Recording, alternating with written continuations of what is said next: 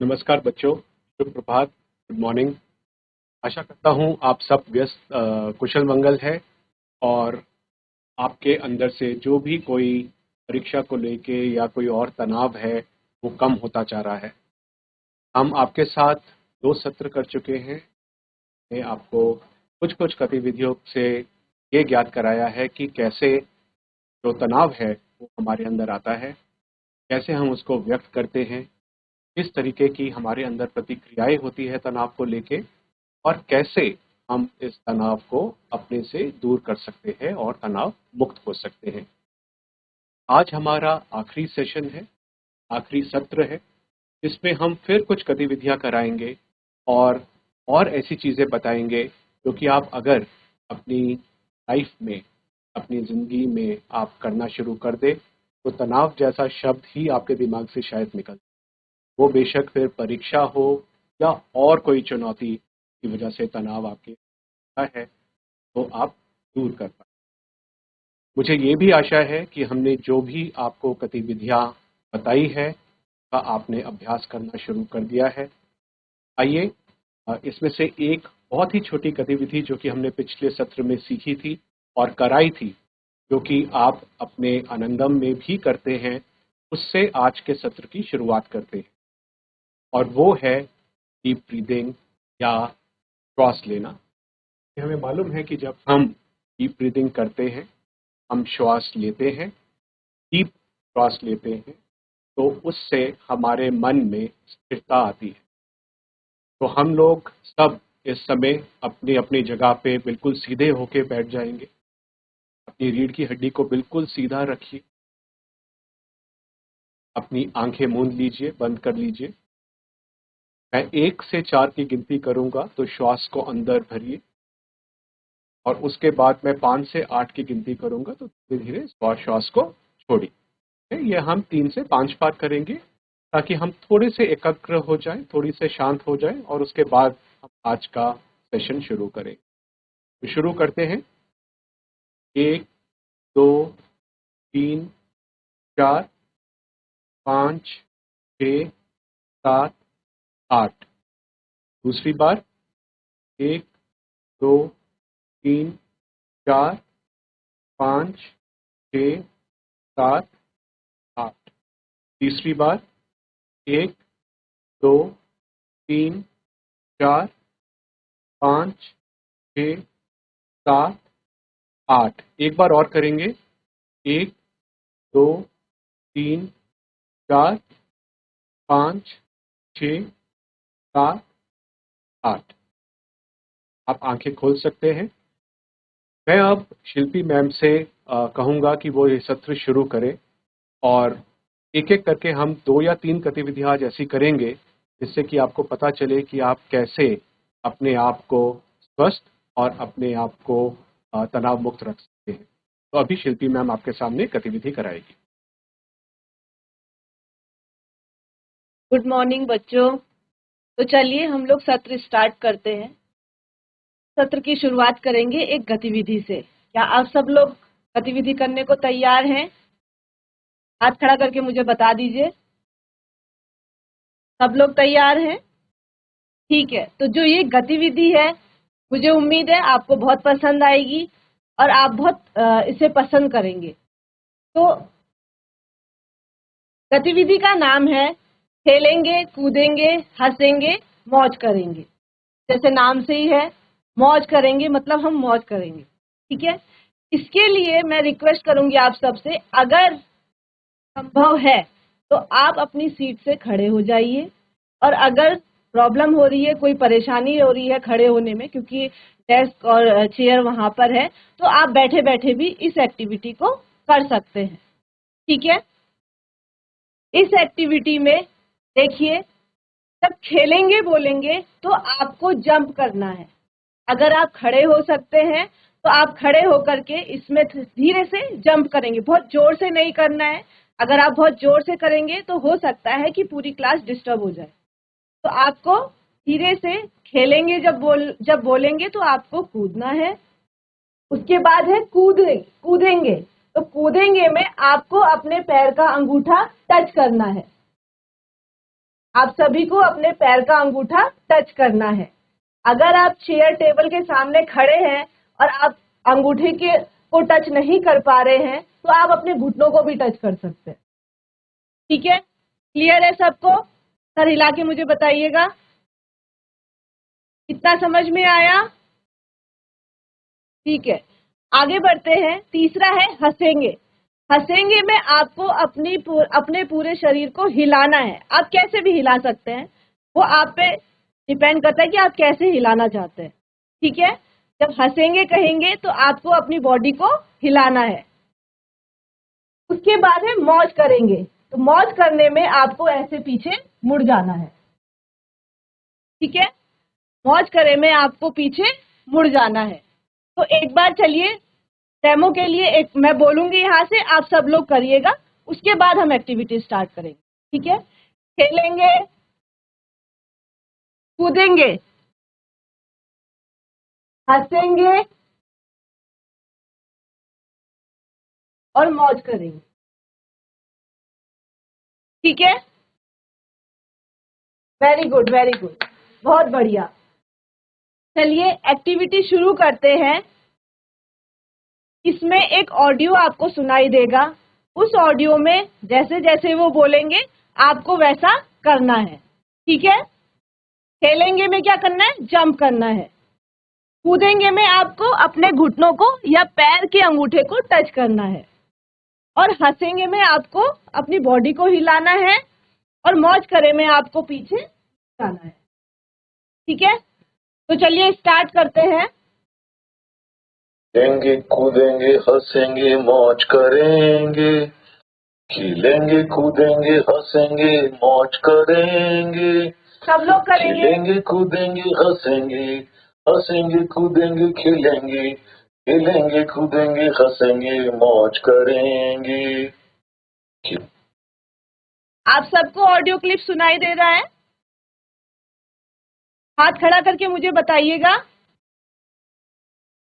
ठीक है, फिर सब लोग जैसे जैसा ऑडियो में आ रहा है आप लोग स्टार्ट करिए। ठीक है, खेलेंगे जंप, कूदेंगे टोज को टच करना है, हंसेंगे बॉडी हिलानी है, मौज करेंगे टर्न अराउंड घूम जाना है। ठीक है, स्टार्ट।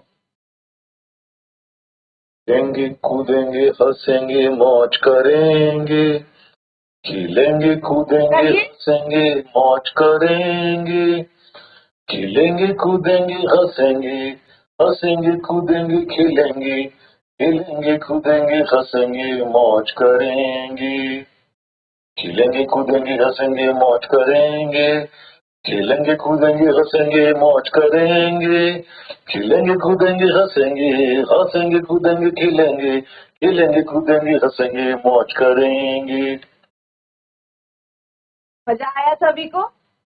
एक और बार ट्राई करें। चलिए, मुझे लगता है कि आप सब लोग समझ गए होंगे। एक और बार मैं ऑडियो को प्ले करूंगी, आप सबको उसी की तरह करना है। ठीक है,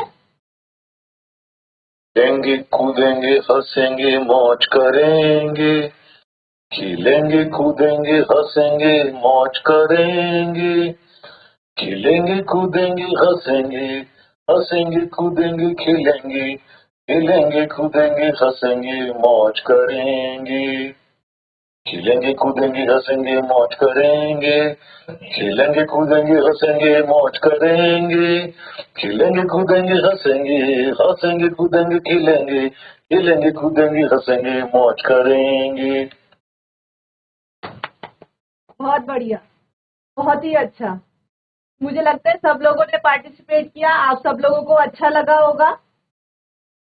सब लोगों को अच्छा लगा? हाथ खड़ा करके मुझे बताइएगा। मजा आया? वेरी नाइस, वेरी नाइस, बहुत बढ़िया। आगे बढ़ते हैं। तो देखिए, हमें पता है कि तनाव एक नकारात्मक भावना है जो हमें नकारात्मक बनाता है।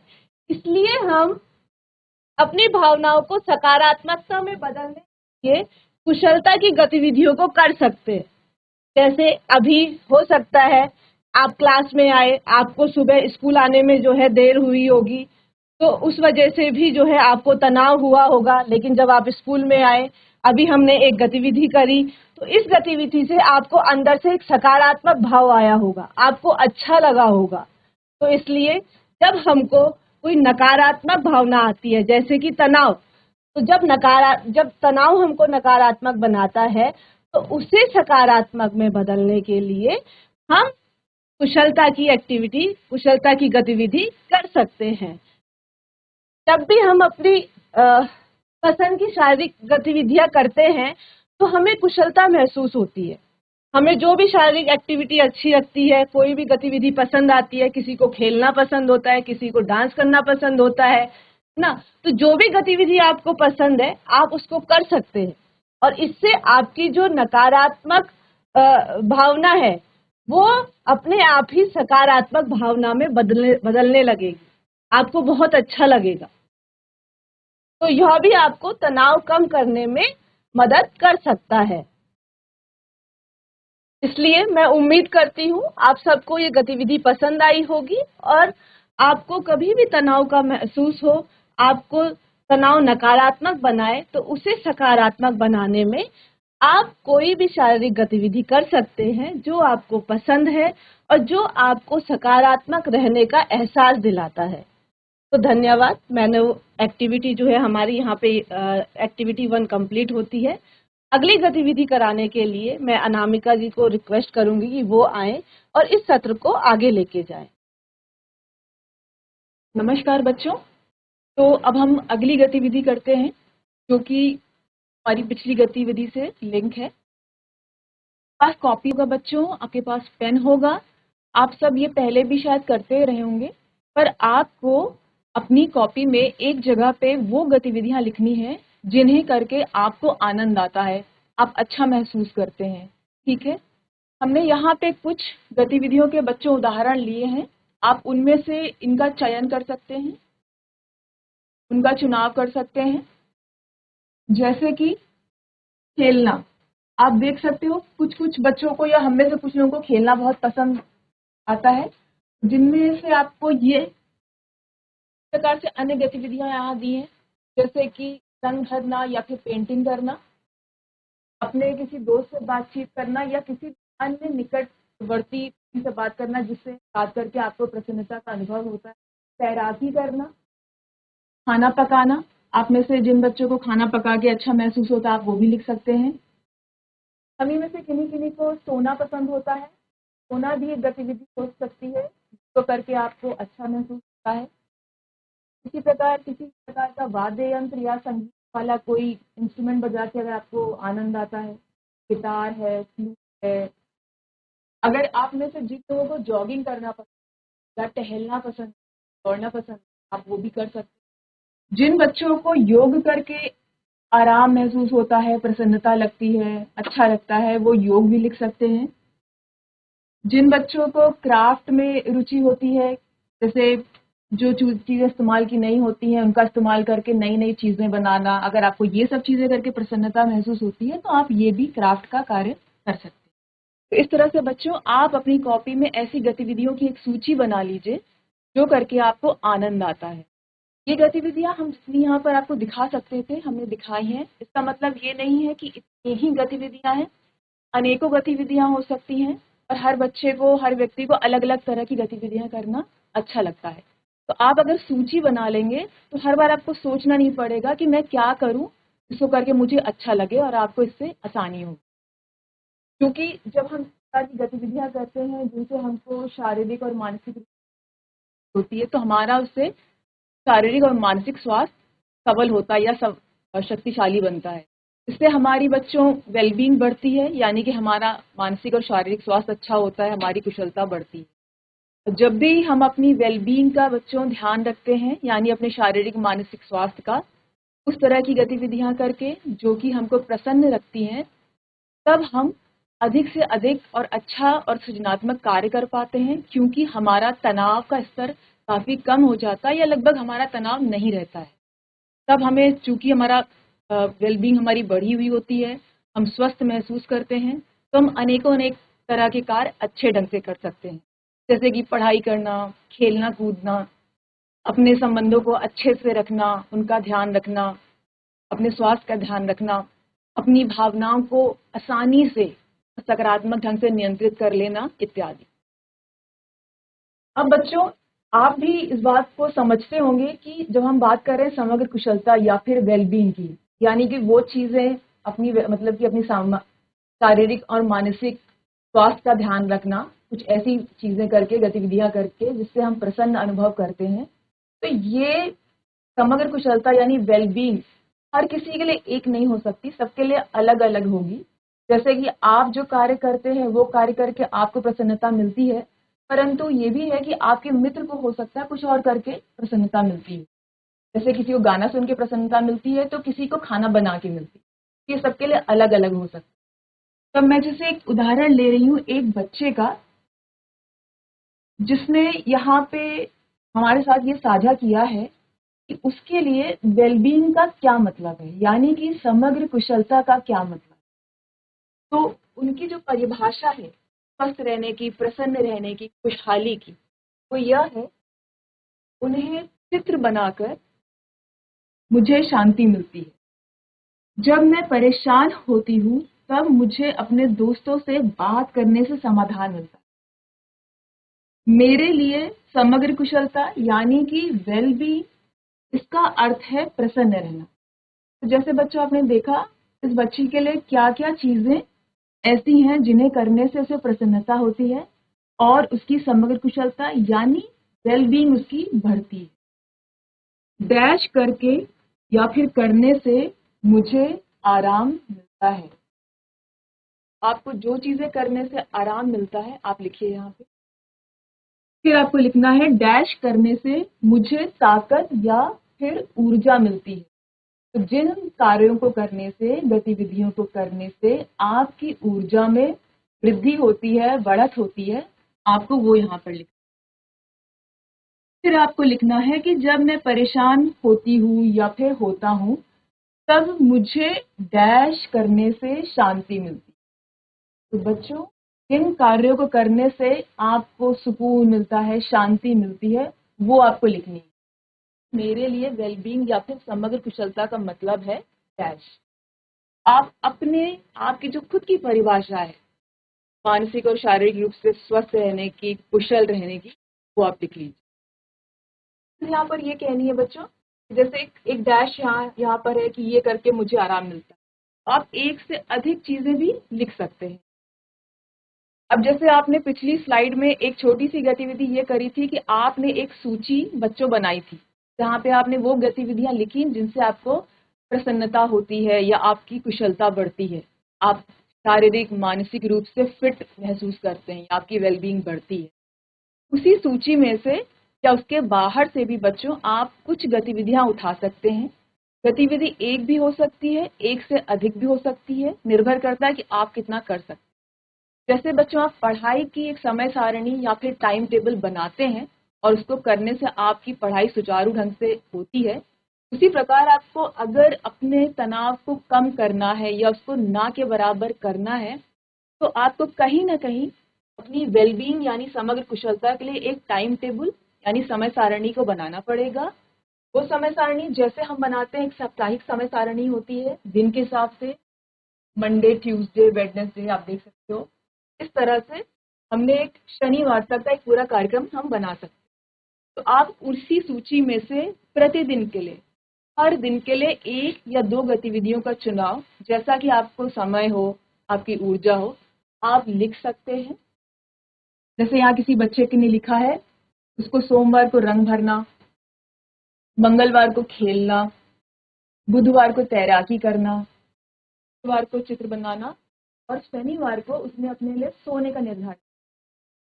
अब परीक्षा से संबंधित कुछ बातें ऐसी होंगी जिन्हें आप अगर ध्यान में रखेंगे तो आप अधिक अच्छा भी कर पाएंगे, कम से कम तनाव के।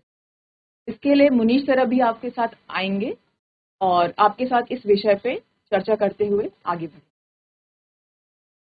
तो बच्चों, जैसे आपने देखा कि कुछ सत्रों में हम आपसे ही चर्चा करते आ रहे हैं कि आप ऐसा क्या करें कि आपके अंदर से तनाव जो है वो कम हो। तो इसको मैं अगले कुछ मिनटों में दोबारा आपके सामने बोलूं।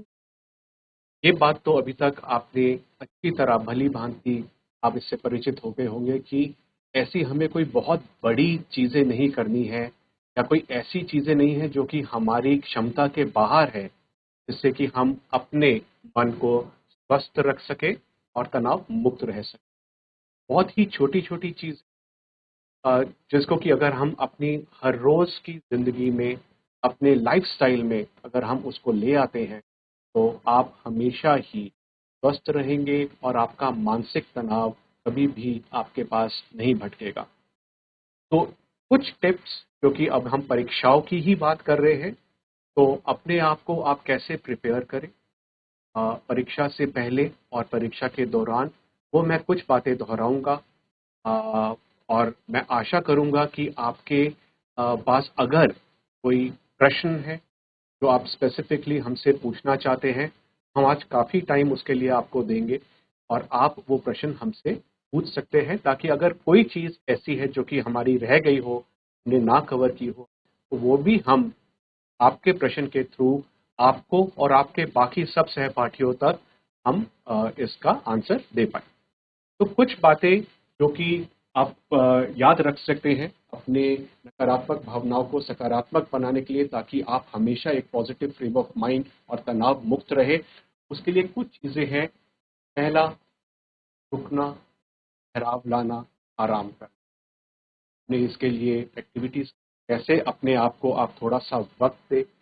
जब आपका मन अशांत होता है, जब आपके मन में नकारात्मक भावनाएँ आती हैं, जब आपके मन में तनाव होता है, तो वो उस पानी की तरह हो जाता है जिसमें कि बहुत कूड़ा-करकट और आपकी सोच पारदर्शी नहीं रहती और धुंधली।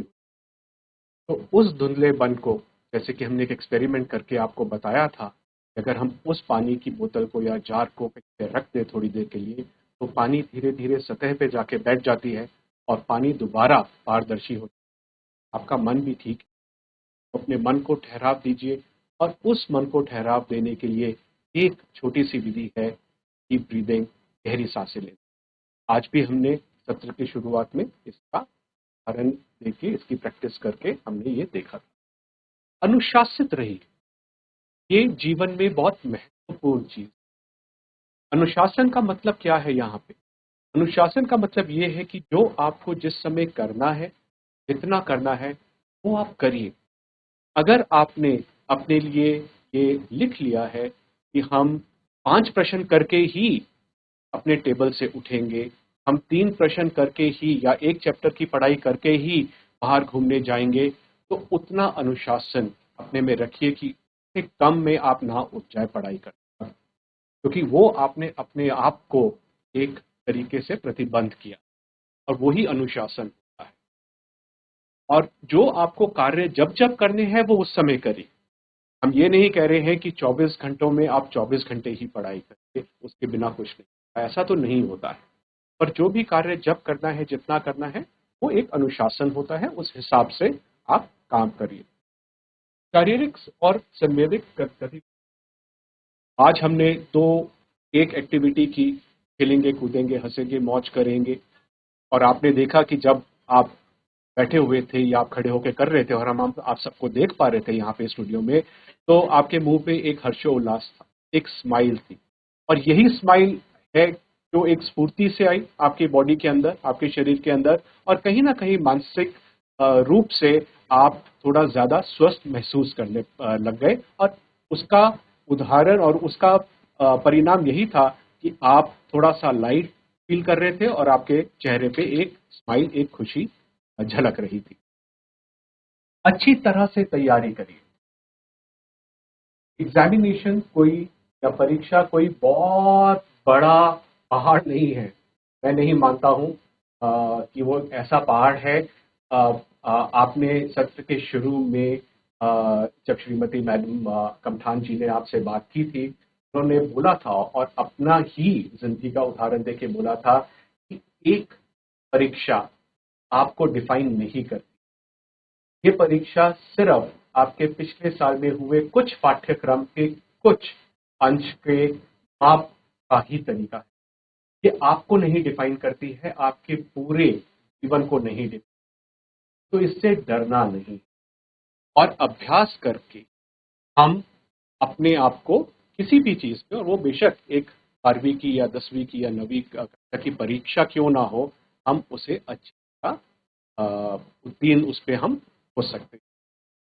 टाइम टेबल का पालन करके, ये भी अनुशासन का एक पार्ट है कि अगर आपने अपने लिए कोई टाइम टेबल बनाया है, और जो कि आपको बोला था कि आप संडे को बना लीजिए, कल आपने शायद कई बच्चों ने बनाया होगा, जिन्होंने नहीं बनाया मैं उनको रिक्वेस्ट करूंगा कि आप भी बना लीजिए, क्योंकि ये आपको अनुशासित रहने में बहुत बहुत लाभदायक रहेगा। तो टाइम टेबल का पालन करिए, स्वस्थ खाइए, स्वस्थ रहिए। ये नहीं है कि आप इतनी पढ़ाई में उलझ गए कि आप अपना खाना पीना भूल जाए, क्योंकि आपके अंदर जो स्फूर्ति चाहिए बॉडी को और माइंड को, वो वहीं से आएगी जब आप अच्छा खाना अपने टाइम से खाएंगे। समग्र कुशलता की गतिविधियां करिए। ने एक आपको बताया अभी अनामिका मैम ने कि गतिविधियां कई प्रकार की हो सकती हैं। कुछ को खेलना अच्छा लगता है, कुछ को संगीत अच्छा लगता है, कुछ को योग करना पसंद है, किसी को मेडिटेशन पसंद है, किसी को चित्र बनाना पसंद है। तो कई तरह की गतिविधियां होती हैं। हम इनको हॉबीज भी कहते हैं कई बार। तो आपकी जो भी ऐसी गतिविधि है जिससे कि आप खुश रहते हैं, जिससे आपके मन में स्फूर्ति पैदा होती है, जिससे आप पॉजिटिव रहते हैं, तो यही है समग्र कुशलता की गतिविधियां जो आप अपने साथ अपने ऊपर कर सकते हैं, हर रोज कर सकते हैं, और इसका आप एक टाइम टेबल भी बना सकते हैं। तो जैसे देखा, ये कोई बहुत बड़ी ऐसी चीजें नहीं है जो कि आप आराम से हर रोज ना कर सकें। मुख्य सीख है कि शारीरिक गतिविधि करने से हमें अच्छा लगता है। हम कुछ भी करते हैं, कोई ऐसी शारीरिक गतिविधि करते हैं, तो उससे हमें अच्छा महसूस होता है। हमारा शरीर अंदर से स्वस्थ अनुभव करता है, हमारे अंदर एक पॉजिटिविटी आ जाती है। हम ऐसी गतिविधियां को कर सकते हैं जिन्हें करने से हमारी समग्र कुशलता बढ़ती है। ये मैं दोबारा रिपीट कर रहा हूं, पर इसको रिपीट करने का मतलब यही है कि आपके दिमाग में ये बात बैठ जाए कि समग्र कुशलता कहीं बाहर से आपको नहीं मिलेगी, खुद आपके अंदर है, और आपकी छोटी छोटी चीज करके समग्र कुशल वेलबींग की तरफ बढ़ सकते हैं। इन्हें नियमित रूप से प्रतिदिन आप अपने जीवन में करिए। ये आपको सकारात्मक बनाने में और आपको उत्साह देने में, तनाव दूर करने में, तनाव मुक्त रहने में बहुत सहायक। ठीक है।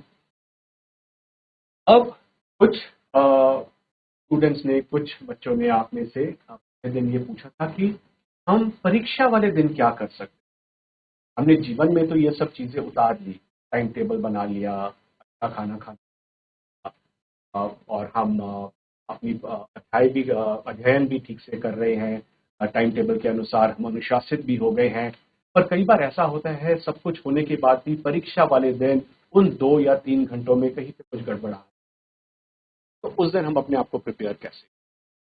तो परीक्षा के दिन की तैयारी के लिए कुछ टिप्स हम आपको दे रहे हैं, और उम्मीद करता हूं कि इससे वो बच्चे जिन्होंने ये प्रश्न पूछे थे, और उस दिन हमने कहा था कि हमें आप 1 या 2 सत्र का और टाइम दीजिए, या जवाब आपको मिल जाएंगे, उनको ये जवाब मिल जाएंगे इस सत्र के बाद। और उसके बाद भी अगर आपके पास कोई प्रश्न होंगे तो हम आपसे बात करने के में रहेंगे। तो पहली बात, परीक्षा के दिन के लिए टाइम से उठिए, थोड़ा जल्दी उठिए, और अपने मन को शांत करिए। और अपने मन को शांत करने के लिए जो भी एक्टिविटी वो करिए, थोड़ा सा टाइम उसमें लगाइए। परीक्षा हॉल में जाने से पहले, घर से निकलने से पहले कुछ स्वस्थ खा के जाए, हेल्दी फूड खा के, जिससे कि आपके अंदर बॉडी में एनर्जी रहे। परीक्षा हॉल में पहले पहुंचे। एक प्रश्न ये आया था कि हम जब अपने स्कूल में, अपनी कक्षा में परीक्षा देते हैं तो हम ठीक से कर पाते हैं, पर जब हम किसी और जगह जाके देते हैं तो हम उतना अच्छा नहीं कर पाते। तो हमने ये भी बताया था, हमने इसकी गतिविधियां भी की थी कि नई लोकेशन में, नई जगह जाने में, एक नए एनवायरनमेंट में कई बार थोड़ा सा मन में बदलाव आता है और तनाव हो सकता है। तो अगर आप परीक्षा हॉल में, परीक्षा कक्ष में पहले पहुंचेंगे और वहां पे जाके आप बैठेंगे, तो आप वहां के एनवायरनमेंट के हिसाब से अपने मन को बनाओ। हम तो ये भी कहते हैं कि मान लीजिए आपका जो परीक्षा केंद्र है, अगर आपको लगता है, आपको पहले उसका ज्ञात है, आपको पता चल ही जाता है, तो 1-2 दिन पहले जाके या जब भी टाइम मिले, देख आए कि वो कहाँ, वो कौन सा स्कूल, आपको शायद अंदर नहीं जाने दिया जाएगा, पर आपको कम से कम आपके मन में उसका एक चित्र आ जाएगा, जो कि आपको इतना नया नहीं लगेगा, प्रसन्न और सकारात्मक बने। अपने मुंह में हमेशा एक स्माइल रखें, कुछ बुराई नहीं।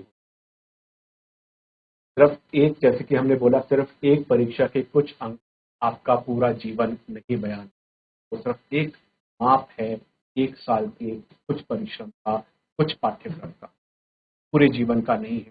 तो आप प्रसन्न रहिए और सकारात्मक बने रहिए और वो सारी चीजें करिए जो कि आपको सकारात्मक बना के रखता है। अपने अंदर कॉन्फिडेंस रखिए, आत्मविश्वास आप में बहुत है, मुझे पता है, मैं जब आपके चेहरे स्क्रीन पे देख रहा हूँ, आप में बहुत आत्मविश्वास, उसको आखिरी मिनट में खोइए ना, क्योंकि आपने जो मेहनत की है वो आपके अंदर कहीं ना कहीं तो है। तो उस दिन सिर्फ उस चंद घंटों के लिए उतने आत्मविश्वास को और बना के रखिए, कहीं पे भी फिसलिए नहीं अपने दिमाग के अंदर, अपने मन। जब आप परीक्षा पे बैठते हैं और आपके पास पेपर सामने आता है तो उसमें कुछ निर्देश लिखिए, ये बहुत इंपॉर्टेंट होते हैं। बहुत टाइम नहीं लगता इन निर्देशों को पढ़ने का, पर उन निर्देशों को आराम से पढ़िए, क्योंकि कई बार होता क्या है, अगर हम वो निर्देश ठीक से ना पढ़े और इमीडिएटली एकदम हम प्रश्नों का उत्तर देना शुरू कर दे, तो कहीं ना कहीं पे हम उस प्रश्न का उस हिसाब से उत्तर नहीं देंगे जिस हिसाब से कि वो उत्तर मांगा जा रहा है, क्योंकि कई बार हल्का सा एक बदलाव हो सकता है प्रश्न को पूछने। तो जब आप वो निर्देश पढ़ लेते हैं तो उससे आपका मन सक्रिय हो जाता है कि मेरे को इस प्रश्न का उत्तर, जवाब कैसे देना है। उन प्रश्नों का प्रयास करें पहले जिन्हें आप अच्छी तरह से जानें। मान लीजिए 10 प्रश्न हैं और उसमें से आपको लगता है अरे ये 7 तो मेरे को अच्छी तरह आते हैं, तो उन 7 को, वो बेशक किसी भी क्रम संख्या में हो, पहले आप उन 7 का उत्तर दीजिए। इससे क्या होगा, एक, कि समय रहते आप उन प्रश्नों का अच्छा जवाब दे पाएंगे क्योंकि वो आपको अच्छी तरह आते हैं, और उससे आपको ये कॉन्फिडेंस भी आएगा कि देखो इतने प्रश्न तो मैंने अच्छी तरह कर लिए, तो मेरा जो प्रश्नोत्तर था उसमें इतना तो मैं बहुत अच्छी तरह कर पा रही हूँ या कर पा रहा हूँ। और उसके बाद अगर ऐसे कुछ प्रश्न रह जाते हैं जहाँ पे आपको बहुत अच्छी तरह से जवाब देना नहीं आता, फिर आप वो वाले प्रश्न, कोई भी प्रश्न छोड़िए नहीं। हमें कई बार लगता है, हम घबरा जाते हैं कि अरे इस प्रश्न का तो हमें बिल्कुल उत्तर नहीं है। आप छोड़िए नहीं, आपने वो चैप्टर, वो विषय में जानकारी प्राप्त की हुई है, आंखें मूंदिए, देखिए कि आपके अध्यापक ने उस चैप्टर के बारे में क्या बोला था, आपने उसके बारे में क्या पढ़ा था, आपके मन में उसकी एक झलक आ जाएगी और उस झलक से आपको जो भी ज्ञात है उस प्रश्न के बारे में वो लिखिए। हो सकता है प्रश्न ने बोला हो कि आपको 100 शब्दों में इसका जवाब देना है, पर आप 30 ही लिख पा रहे हैं, आप 30 ही लिखिए, पर छोड़िए नहीं। यदि समय कम है, क्योंकि कई बार हो जाता है, ऐसा नहीं है, कुछ बच्चों के साथ होता है, कई ऐसी परिस्थिति होती है कि आपके पास किसी प्रश्न को देने के लिए पूरा समय नहीं रह गया और आप पूरा नहीं लिख पा रहे हैं, तो आप बुलेट पॉइंट पे उसकी कौन कौन सी 3 या 4 विशेषताएं हैं उस प्रश्न के उत्तर की, वो आप लिख सकते हैं। क्योंकि इससे होगा क्या, एक तो आप प्रश्न को अटेम्प्ट कर लेंगे, आप उत्तर देने का प्रयास कर चुके होंगे। दूसरा, आप जो लिखेंगे वो गलत नहीं होगा, तो कुछ नंबर तो आपको मिलेंगे। इस कोशिश में कि समय कम रह गया है, हम पूरा आंसर नहीं दे पा रहे हैं, तो हम इसको या तो छोड़ देते हैं या बस आधा सेंटेंस लिख के खत्म कर देते हैं, आधा वाक्य लिख के खत्म कर देते हैं। उससे अच्छा तो ये है कि उसके जो 3 या 4 मुख्य भाव है, आप वो बुलेट पॉइंट पे लिख। अपने उत्तरों को पढ़ने के लिए कुछ समय दीजिए। ये आपने कई बार सुना होगा, आपके अध्यापकों ने भी आपको बोला होगा कि हमेशा आखिर के 5 मिनट या कुछ मिनट अपने पास रखिए, जिससे कि आप देख सकें कि आपने जो प्रश्न का उत्तर दिया है वो है नहीं। कहीं पे कोई स्पेलिंग की मिस्टेक हो सकती है, कहीं पे आपको कुछ लाइन लगानी है, कहीं पे आपको कुछ हाईलाइट करना है। तो ये सब के लिए भी कई बार टाइम चाहिए होता है। आप ये दोबारा उन 5 मिनटों में या कुछ चंद मिनट साइड में रख आप ये कर सकते हैं। अपने उत्तरों की चर्चा ना करें। कहने का मतलब ये है कि जब आपका परीक्षा हो जाती है, आप परीक्षा रूम से, परीक्षा कक्ष से बाहर आते हैं, तो एक उत्तेजना होती है, हम अपने दोस्तों से बात करें इन प्रश्नों का क्या उत्तर उन्होंने, और आपने क्या दिया और आप उसका कहीं पे अपने आप को मापने लग जाते, इसकी कोई जरूरत। और वो इसलिए मैं बोल रहा हूँ, इसलिए नहीं कि आपको वो उत्तेजित करेगा जब आपके अच्छे आंसर होंगे या जब आपने ठीक जवाब दिया होगा। बट मान लीजिए जहाँ पे जवाब ठीक नहीं हुआ या दूसरे ने जो बोला आपको लगा अरे इसका जवाब तो मेरे जवाब से बेहतर है और अच्छा है, तो वो अननेसेसरली बेमतलब में अगले परीक्षा के लिए कहीं ना कहीं आपके दिमाग में वो बात बैठ जाएगी और वो आपको तनाव वापस, उसमें से आपको तनाव वापस आने लग जाए। तो हमारा पूरा जो प्रयास है वो है कि हम तनाव को कैसे दूर रखें। तो उन दिनों में ये चर्चा करने की अपने दोस्तों के साथ कोई ज़रूरत नहीं है, उन्होंने उस प्रश्न का क्या उत्तर दिया और आपने उसका, तो ये चर्चा मत करिए तो बेहतर है। हमारी तरफ से सत्र जो है, जो हम आपको बताना चाहते थे, वे खत्म होता है। आगामी परीक्षाओं के लिए और आपके पूरे जीवन के लिए हमारी तरफ से, हमारी पूरी टीम और कॉन्शियस की तरफ से बहुत बहुत शुभकामनाएं हैं आपको।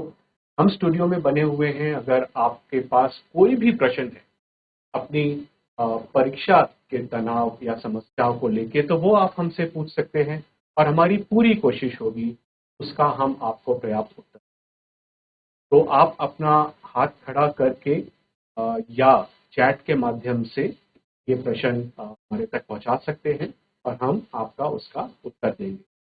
आज के सत्र में हमने थोड़ा सा कम टाइम लिया, पर ज़्यादा से ज़्यादा बताने की कोशिश की, क्योंकि हमें मालूम है कि अभी एक बहुत इम्पोर्टेंट सेशन आपके साथ होने जा रहा है, जो कि माननीय प्रधानमंत्री जी आपके साथ लेंगे, परीक्षा पे चर्चा। और मुझे उम्मीद है कि इससे भी आप इतना कुछ सीखेंगे। तो हम यहाँ पे आपके साथ हैं स्टूडियो में, अगर आपके पास कोई भी प्रश्न है, आप उठ के खड़े होके हाथ खड़ा करके या चैट के माध्यम से हमसे पूछ सकते हैं। जी हेलो सर, गुड मॉर्निंग। आप हेलो सर, हाँ मैं जी बोलिए। 10th बोर्ड एग्जाम इस बार आने वाले, मैं 10th क्लास का छात्र हूँ। तो आप कह रहे हैं कि आपको मानसिक तनाव रहता है। तो जैसे कि हमने आपको पिछले सत्रों में बताया है, सबसे पहले आपको अपने अंदर ये पता करना है कि वो मानसिक तनाव किस चीज़ को लेके रह रहा है। क्या वो मानसिक तनाव इसलिए है कि आपको लगता है कि आपने परिश्रम कम किया है, या वो मानसिक तनाव इसलिए है कि आप से पढ़ाई नहीं कर पा रहे हैं, आपको लगता है आपकी तैयारी पूरी नहीं है, या वो मानसिक तनाव इसलिए है कि समय की पाबंदी है, समय कम रह गया है, या वो मानसिक तनाव इसलिए है कि शायद आपको पता ही नहीं है कि वो मानसिक के अंदर क्यों। कई तरीके की भावनाएं होती हैं, इसके बारे में हम पूरी चर्चा कर चुके। जब एक बार आपको पता चलेगा कि मानसिक तनाव आपके अंदर क्यों है, वो एक डर भी हो सकता है, इस डर का कि अरे क्या हो जाएगा इस परीक्षा के बाद, कम नंबर आ जाएंगे तो मैं पीछे ना रह जाऊं। तो पहली बात तो ये है कि ये सब आपका एक तरीके का जो भाव है, इसको आप अपने से निकालिए।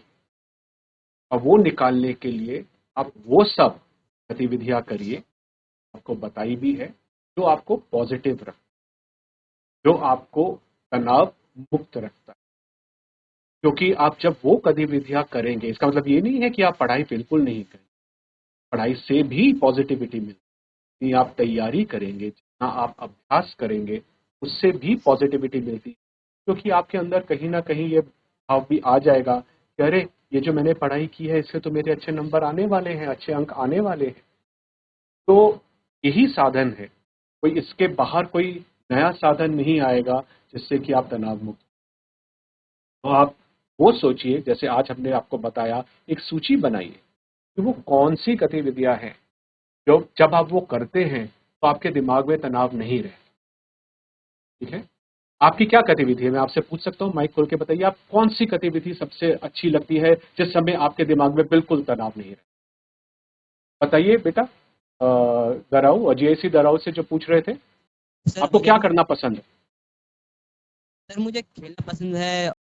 तो जब आप खेलते हैं, आप जो भी खेल खेलते हो और आप दोस्तों के साथ थोड़ा बहुत घूमते हैं, टहलते हैं, नेचर प्रकृति के साथ होते हैं, वो आपको अच्छा लगता है, तो ये आप करिए, निरंतर करिए। पर इसका मतलब ये नहीं है कि पूरा दिन आप यही कर रहे हैं और आप अपनी पढ़ाई भूल जाइए। पर जैसे कई बार जी होता सर। है कि अच्छा परीक्षाएं सिर पे हैं तो हम सिर्फ पढ़ लेते हैं, खेलने का टाइम नहीं मिल रहा, ऐसा मत करें। टाइम ज़रूर निकालिए, क्योंकि जो भी गतिविधि एक्टिविटी करने से आपको स्फूर्ति मिल रही है, आपको पॉजिटिविटी मिल रही है, वो आप हर रोज करिए। इम्तिहान वाले दिन भी करिए। बेशक उस दिन आप 15 मिनट का ही टाइम मिल रहा है या आधे घंटे का ही टाइम मिल रहा है, पर वो निरंतर करते रहे और आप देखेंगे, आप विश्वास करिए, अगर आप ये हर रोज करेंगे तो आप देखेंगे कि ये तनाव धीरे धीरे आप पे कम होगा और निकल भी जाए। एक दिन में शायद ना हो, पर आप अगर निरंतर करते रहेंगे, कुछ दिनों में आपका ये तनाव कम हो जाएगा। ठीक है? और घबराइए नहीं, जैसे मैंने बोला, जी सर। इम्तिहान से घबराइए नहीं। कोई और पूछना चाहता है? कैसी 12 वाला? आप खड़े हुए हैं, हाँ जी, बताइए गुड आपका मॉर्निंग क्या सर। प्रश्न है बच्चा? गुड मॉर्निंग बच्चा। सर, परीक्षा के रिजल्ट आने के बाद हम अपने अध्यापकों, अभिभावकों की पे हम नहीं उतर पाते, ये कैसे फेस? बहुत आपने बढ़िया प्रश्न पूछा है और इसके बारे में हमने इन 3 सेशंस में चर्चा नहीं की है। पर आपका जो प्रश्न है उसका मैं उत्तर इस हिसाब से दूंगा कि हाँ, अपेक्षाएं होती हैं, पर वो लोग भी इतना ही जानते हैं कि अब मैं आपको बता रहा हूं, इस परीक्षा के नंबर आपकी जीवन को व्याख्या नहीं देते। ये सिर्फ, जैसे कि मैंने बोला, पिछले 1 साल का या 2 साल के कुछ चैप्टर्स का ही माप है और ये उनको ज्ञात है, ऐसा नहीं है कि उनको ज्ञात नहीं। तो इसलिए इस बात की चिंता छोड़ दीजिए कि अगर अंक हमारे थोड़े कम आ जाएंगे उस दिन जिस दिन की आपका रिजल्ट है, तो उससे किसी की अपेक्षा को आपने हिलाकर रख दिया है या उससे आप उनके अपेक्षाओं के ऊपर भले भांति पूर्णतः उतर नहीं पाए हैं, तो ये भाव सोचना गलत है मेरे, क्योंकि परीक्षा कई चीजों का मिश्रित रूप से माप कर, और उस दिन उन 2 या उन चंद घंटों में क्या हुआ, उसमें कई चीजें ऐसी होती हैं जो कि कहीं ना कहीं पे आपके अंकों को इंतजाम को फाइनल एंड देती। तो इसीलिए आप इस बात को तो भूलिए।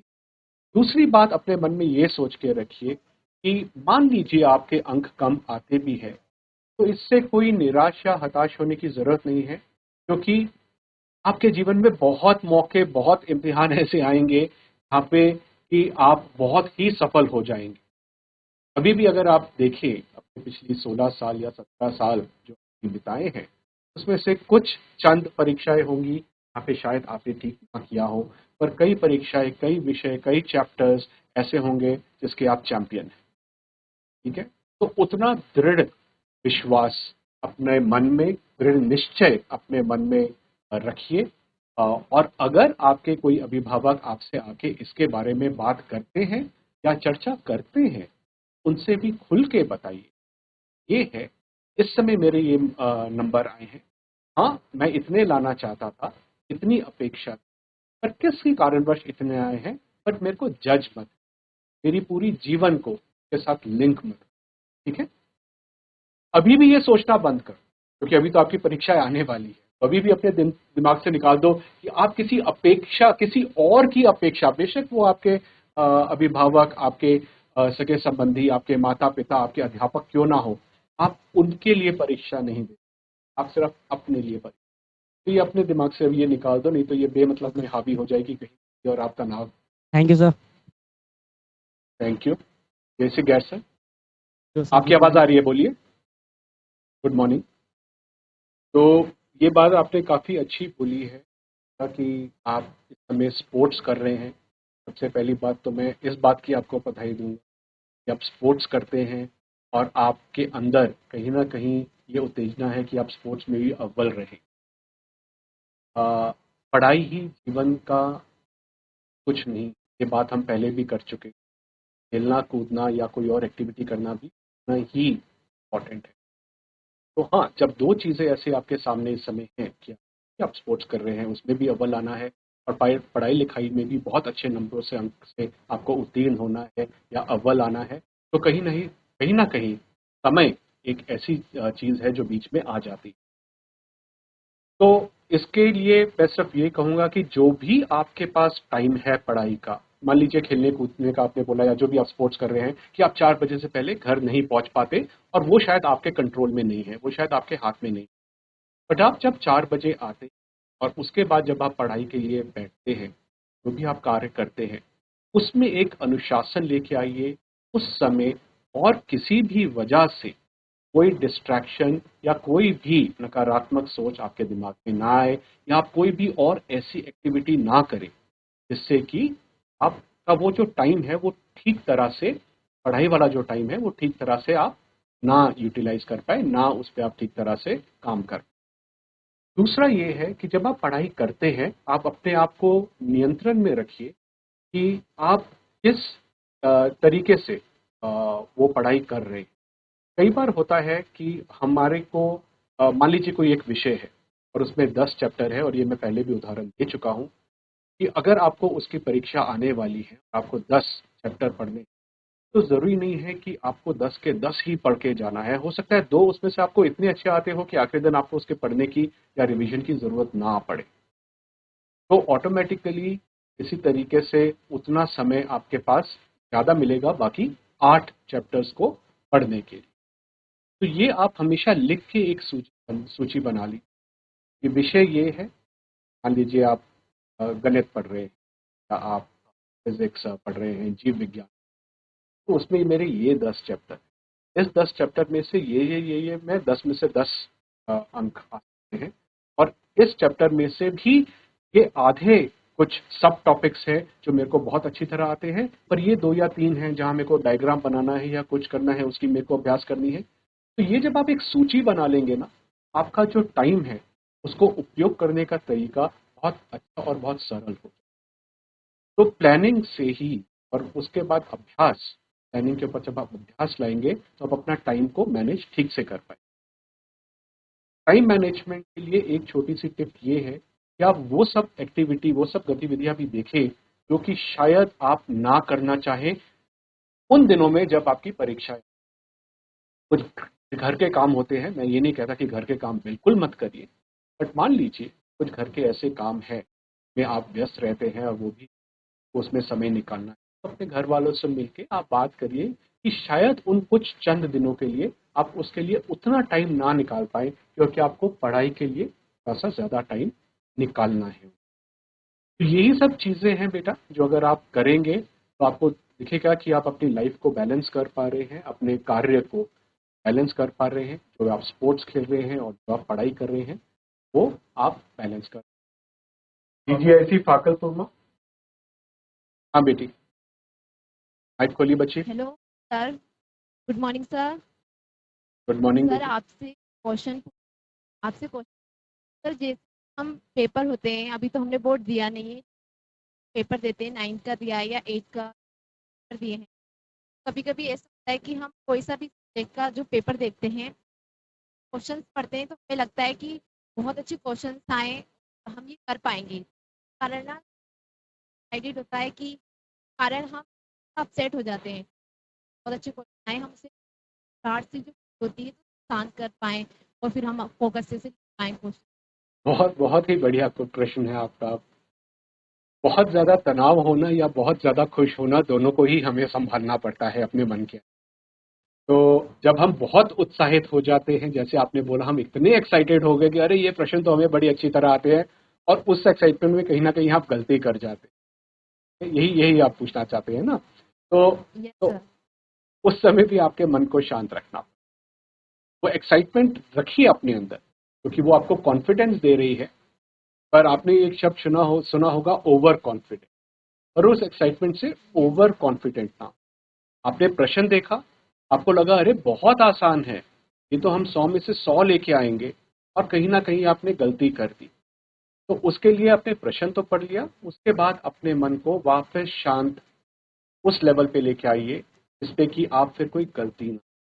और वो शांत करने के लिए भी तरीका वही है, बैठिए, आंखें मूंदिए, 4 से 5 गहरी सांसें लीजिए, अपने माइंड को बोलिए देखो अब आता है, अब यहाँ से हमें कोई चूक नहीं करनी है, अगले 2 घंटे के लिए या 3 घंटे के लिए मेरा साथ दे दो, अपने दिमाग से ये बात करो, ताकि हम 100 में से 100 जो कि मेरे को लग रहा है मेरे आ जाएंगे, हम आराम से बैठ के लिए।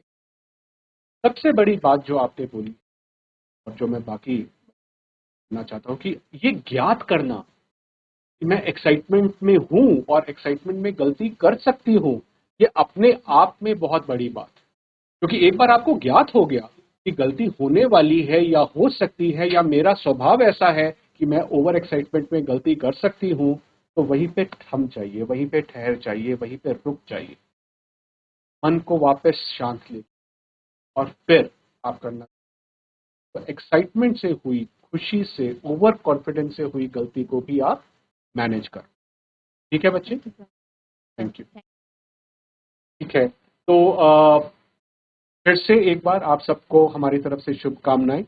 और टीचर्स जो यहाँ पे हैं, मैं आपको भी कॉम्प्लीमेंट करना चाहता हूँ कि आपने बच्चों को बहुत अच्छी तरह तैयार किया है। आपको, आपके स्कूल के, आपके सब बच्चों के लिए भी बहुत बहुत शुभकामनाएं।